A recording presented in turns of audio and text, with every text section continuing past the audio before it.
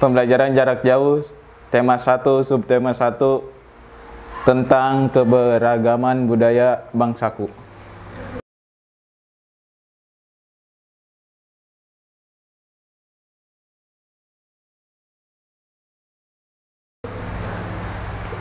Di sini Bapak akan menjelaskan tentang keberagaman budaya bangsa Indonesia. Bayangin, kebudayaan bangsa Indonesia itu sangat-sangat banyak sekali. Ada sekitar 1340 itu tercatat di Badan Pusat Statistik atau yang disingkat BPS. Kemudian pulau-pulaunya juga sangat banyak, sekitar ada 17.000, bayangin. Oleh kalian, itu pulau terbanyak di peta dunia. Lalu selain itu juga, selain pulau juga, lautnya juga sangat luas dan paling kaya di dunia. Kemudian selain dari lautnya, selain dari pulaunya, selain dari sukunya, ada juga keseniannya. Indonesia itu sangat kaya dari keseniannya juga. Ada kesenian tari, ada kesenian nyanyi atau lagu daerah, ada kesenian rumahnya. Contoh, kita lihat, jangan jauh-jauh, kita lihat siapa yang pernah ke rumah Pitung yang ada di Jakarta Utara. Di sana itu rumahnya seperti rumah Betawi, panggung. Zaman dulu itu, rumah-rumah dulu itu panggung kebanyakan. Tapi sekarang, zaman sekarang itu telah berubah. Rumah-rumah panggung itu diubah seperti yang zaman sekarang. Selain dari rumah tradisional, ada juga keseniannya. Kalau di Jakarta namanya ondel-ondel. Terus selain ondel-ondel juga ada khas makanannya seperti kerak telur. Siapa yang pernah makan kerak telur? Dan siapa yang sering ke Monas? Di sana itu banyak jajanan-jajanan tradisional Jakarta, ya, yang saya sebutkan tadi. Selain rumah Betawi, selain khas makanannya, ada juga di Jawa Barat. Banyak di Jawa Barat juga, seperti rumah ini yang ada di Bandung. Banyak tuh rumah-rumah kesundaan. Terus makanannya juga Jawa Barat banyak, seperti sambal. Nih, sambal Sunda. Terus kenapa orang-orang Sunda itu makannya sering dengan lauk pauknya ada lalap? Karena orang Sunda itu zaman dulu kebiasaan makannya dengan lalapan. Orang Sunda itu tanpa lalap, tanpa sambal, hambar. Kemudian selain daerah Sunda, ada Jawa Tengah. Jawa Tengah juga ada tariannya. Ada reog.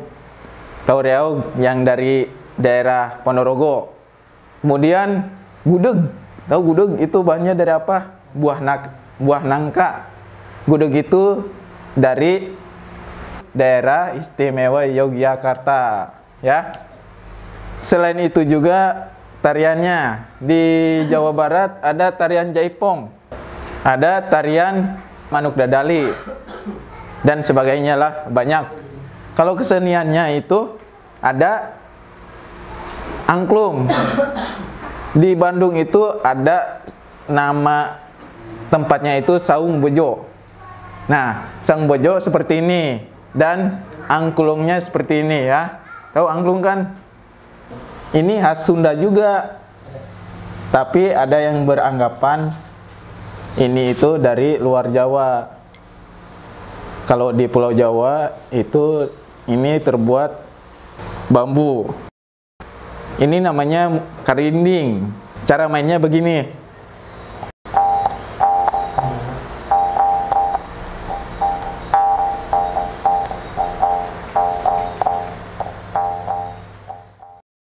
Ini khas Sunda. Ya, suku Sunda namanya.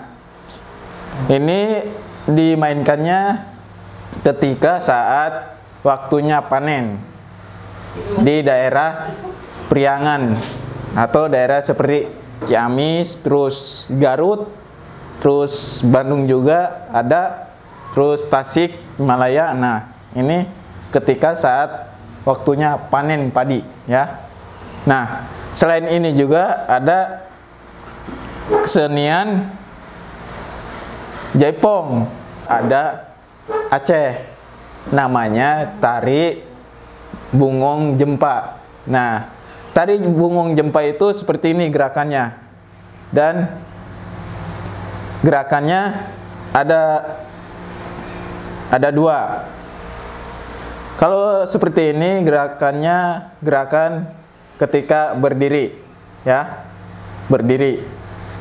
Dan gerakan yang satu lagi itu gerakan ketika saat sambil duduk. Bisa duduk juga, tari Jempa. Tari Bungong Jempa itu berasal dari Aceh.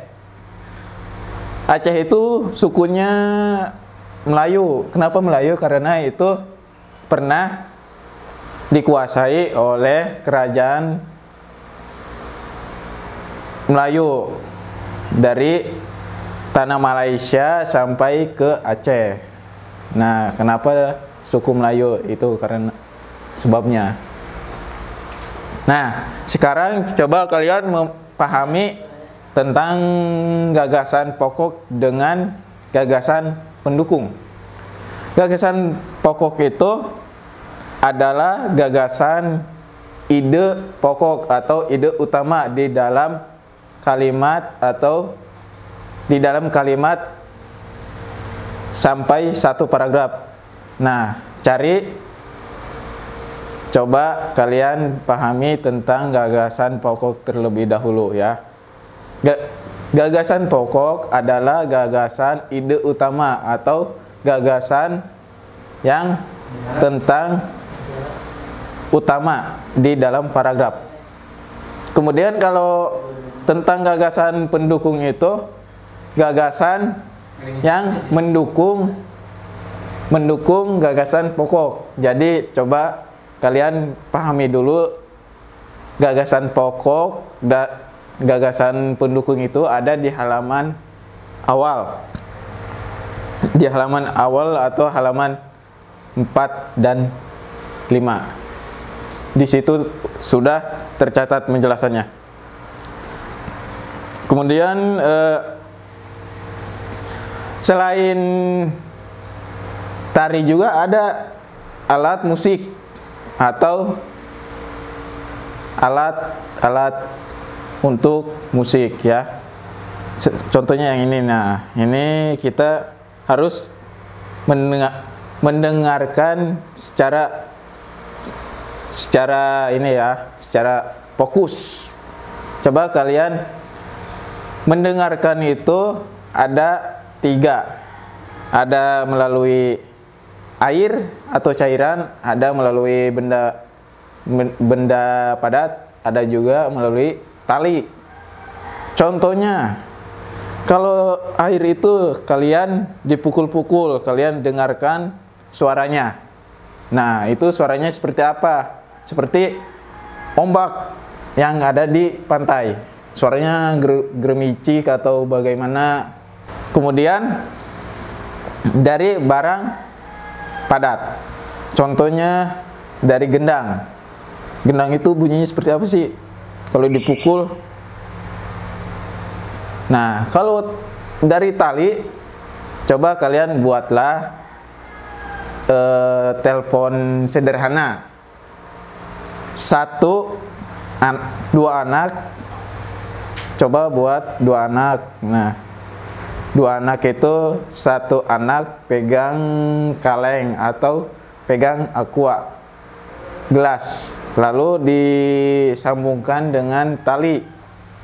Nah, di ujung tali itu disambungkan lagi dengan aqua juga. Nah, lalu kalian dengarkan teman kalian berbicara. Nah, suaranya itu disambung dengan tali. Nah, itulah suara.